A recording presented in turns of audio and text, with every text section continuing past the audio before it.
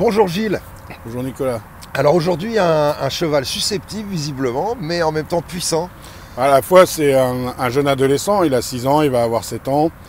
Dernièrement je discutais avec un très grand professionnel, Axel Verleuil, pas plus tard que la semaine dernière, et notre réflexion était que sur ces 15 dernières années, finalement les chevaux continuaient à mûrir de plus en plus tard, et que les chevaux de très très haut niveau n'étaient pas des chevaux précoces, puisqu'il y a tout un temps de formation nécessaire à aller au très très haut niveau.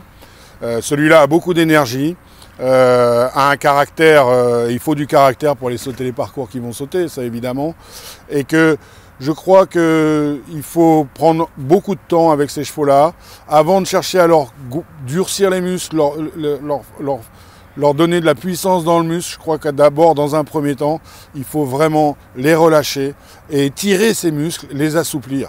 Et une fois qu'ils sont étirés et assouplis, il n'y a plus aucune douleur qui arrive, donc les chevaux sont coopératifs, tout simplement. Alors, ce cheval-là, la séance qu'on vient de faire, on l'avait travaillé ce matin au préalable sur des choses toutes petites, toutes simples, toutes gentilles, et on s'est aperçu qu'il y a eu beaucoup d'effets. Le cheval ne fait plus de demi-tour. Ah oui, justement, alors c'est quoi ces petits demi-tours? D'où ça vient et qu'est-ce que tu préconises? Vient de rentrer, je pense, comme il avait tendance à faire ça à une époque, il a été, je le sens dans sa manière de fonctionner, c'est un cheval qui a été monté avec des rênes allemandes un petit peu trop contraignantes. Moi je déteste les rênes allemandes, parce que c'est très compliqué de savoir bien s'en servir et ça ne va pas forcément à beaucoup de chevaux.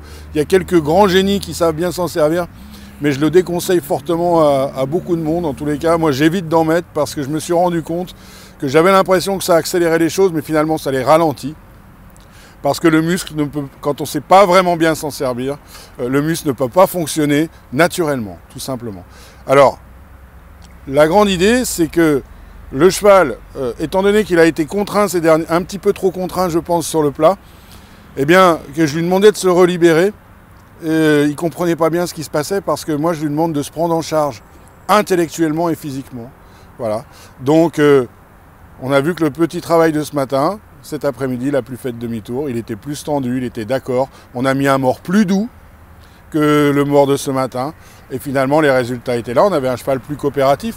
Maintenant, il va falloir prendre du temps, parce que fabriquer un grand cheval, il faut du temps, tout simplement. Ok, super. Merci beaucoup, Gilles. Et à lundi prochain sur on essaiera de revoir ce cheval progressivement évoluer. Ah ça serait chouette de le suivre. À moins qu'on nous l'achète très vite, ce qui est généralement des choses qui se passent. Bah ouais, mais on voudrait qu'il reste longtemps pour les suivre. Moi aussi, j'aime beaucoup le cheval. Merci encore.